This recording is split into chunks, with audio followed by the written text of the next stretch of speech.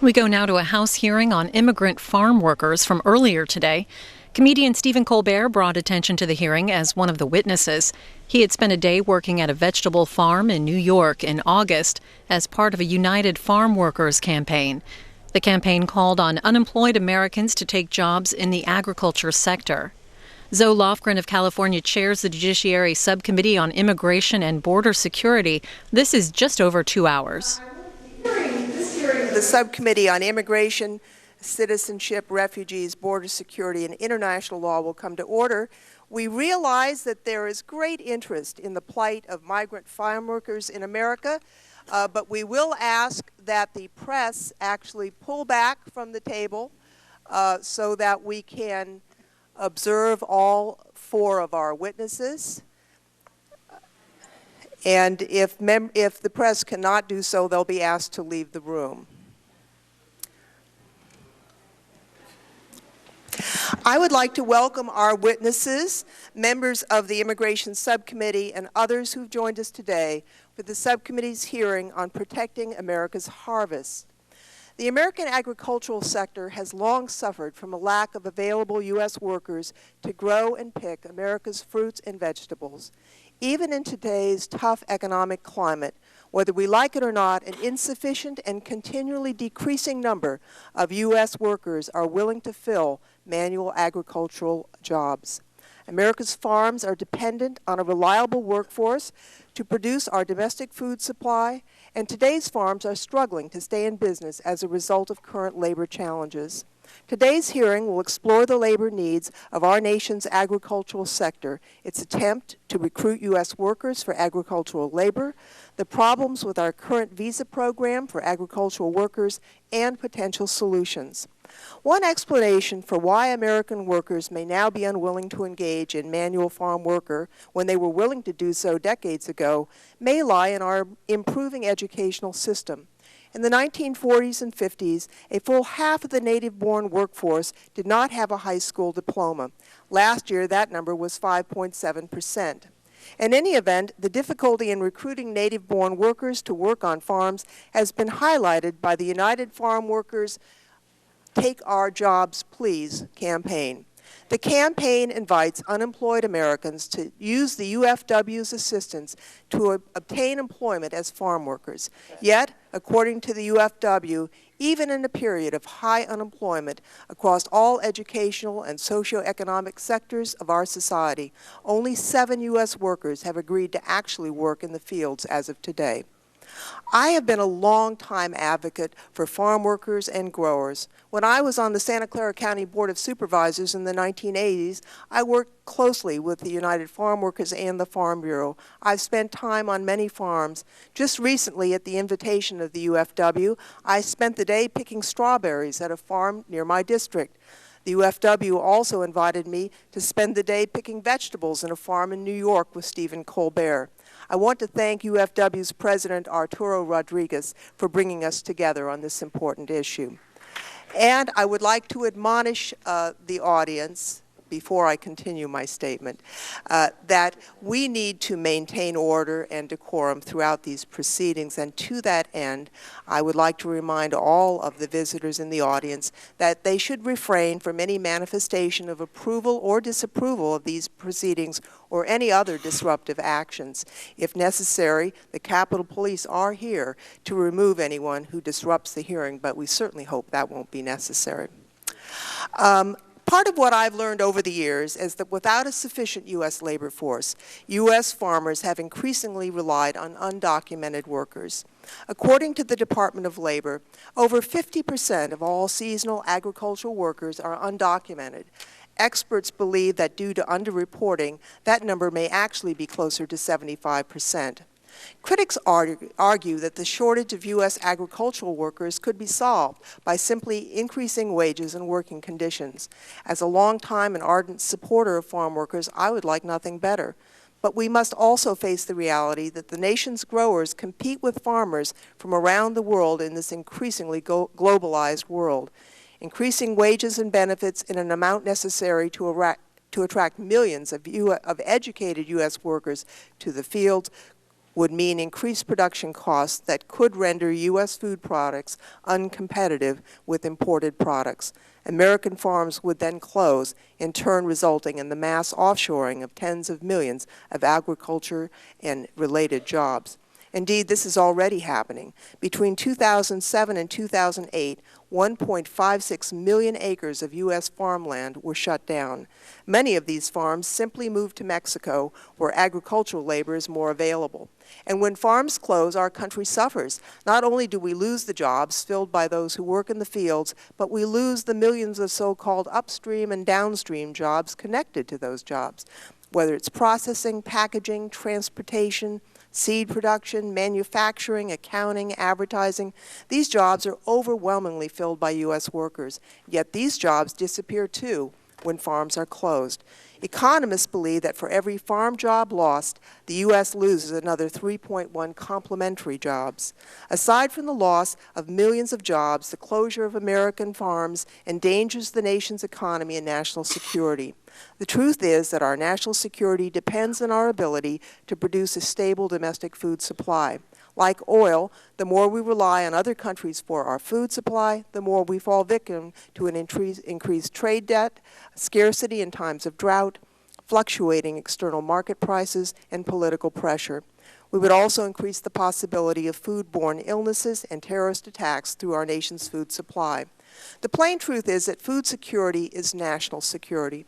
America cannot afford to stop producing its own food supply, and we need the labor force to do so. Today, we will hear from our panel of witnesses to better understand this complex and very important issue for Americans, American jobs, our economy, and our national security.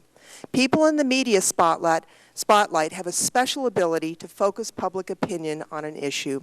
Whether it's Bono talking about third world poverty or Angelina Jolie advocating for protecting children against human trafficking, the power of media figures to use their celebrity to focus attention on essential public issues is well known and well regarded.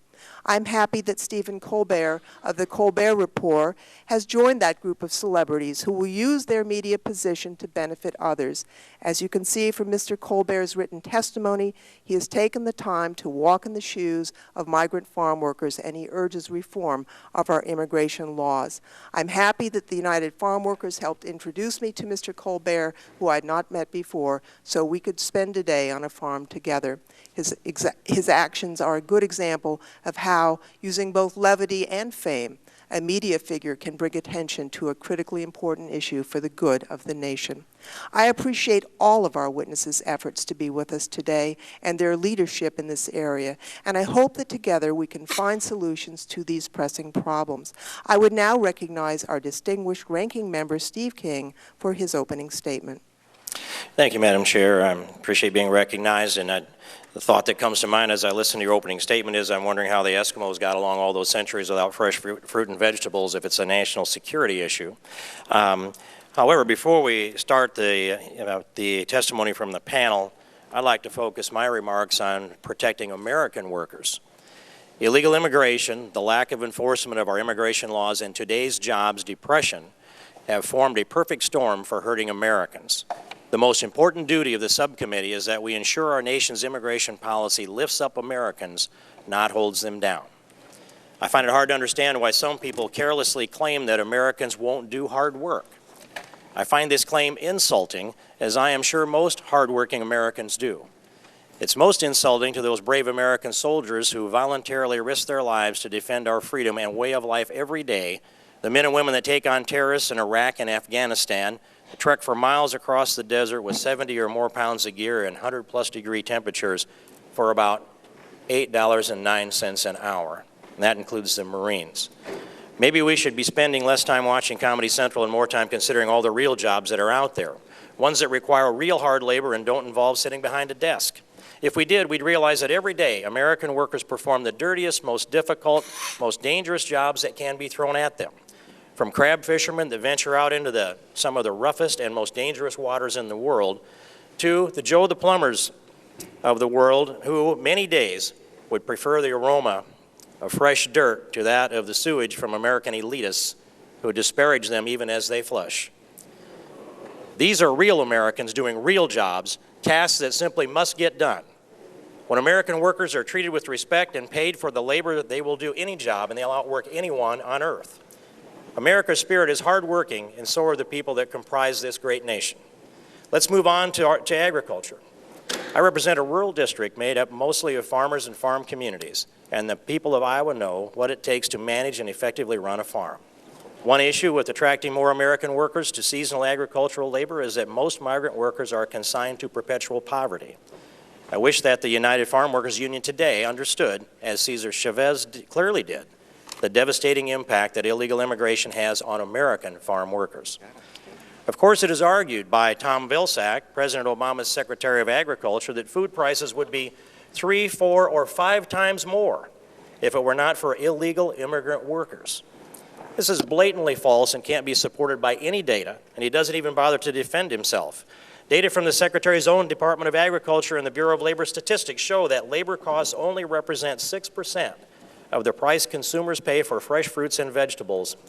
You could double the pay of workers and see only a 6% increase in consumer prices. Highly respected agricultural economist Philip Martin of the University of California notes that if there was a 40% increase in farm wages, the average household would spend only $8 more a year on fruits and vegetables, less than the price of a movie ticket. I'm sure that most Americans would gladly pay $8 more a year in order to ensure a legal workforce. Cheap labor is just not worth illegal immigration's cost to Americans as workers or as taxpayers. The reality is, employers hire desperate aliens who will work for much less than Americans, driving wages down and making it impossible for American workers to compete. As Ranking Member Smith has pointed out many times in the past, there are 8 million illegal immigrants in the workforce competing against the 15.4 million Americans who are officially counted as unemployed, which includes the 80 million who are simply not in the workforce because they've dropped out and are no longer looking for jobs, and they are of working age. Americans have given up looking for those jobs because wages have been depressed and job opportunities eliminated by low-skilled and very mobile immigration. The percent of teenagers who work has never been lower. Professor Carol Swain will testify today about the toll mass immigration has taken on minority communities. What's important to point out is that all of this started happening well before the recession. Professor George Borjas, now at Harvard University, did groundbreaking research on the impact of immigration in the 1980s and 90s on low-skilled American workers. Professors Andrew Sum and Paul Harrington and other researchers at the Center for Labor Market Studies at Northeastern University found in 2005 that, given, and I quote, given large job losses among the nation's teens, 20 to 24-year-olds with no four-year degree, black males, and poorly educated native-born men, it is clear that native-born workers have been displaced in recent years because of immigration, close quote. It's amazing to me that amnesty advocates simply ignore the 80 million labor pool. We can either feed, clothe, and house them, or put them to work to feed and clothe the world. The current economic crisis only magnifies the impact on American workers and families, but unless our immigration policies are changed, American workers and families will continue to be undermined even after the economy turns the corner. The Heritage Foundation found that the average household headed by an immigrant household and without a high school degree receives over $19,000 in total government benefits more than they pay in taxes from federal, state, and local. Cheap labor? You know, I think about the day that I had to swim out into a sewer lagoon and dive into 9 feet of fluid to retrieve a pump. And when I think about the day that it was 20 below and I'm in the water fixing a water line, and the warmest place there was in the water. The work that I've done in my life in the construction business and the work that we've put our workers through and the pride with which they take, it means that it's an insult to me to hear that Americans won't do this work. I can't think of a job that I have not been willing to do, and I can't think of an employee that I've had over the 28 years in the construction business that refused to do the work that was necessary. Americans will do that work, but they want to be paid a respectable wage for it.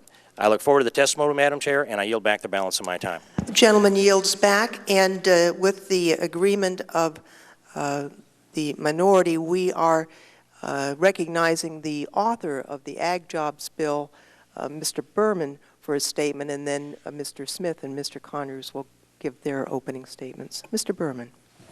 Well, thank you very much, Madam Chair, and thank you very much for holding a hearing which, perhaps like few others, will highlight the conditions of migrant farm workers in this country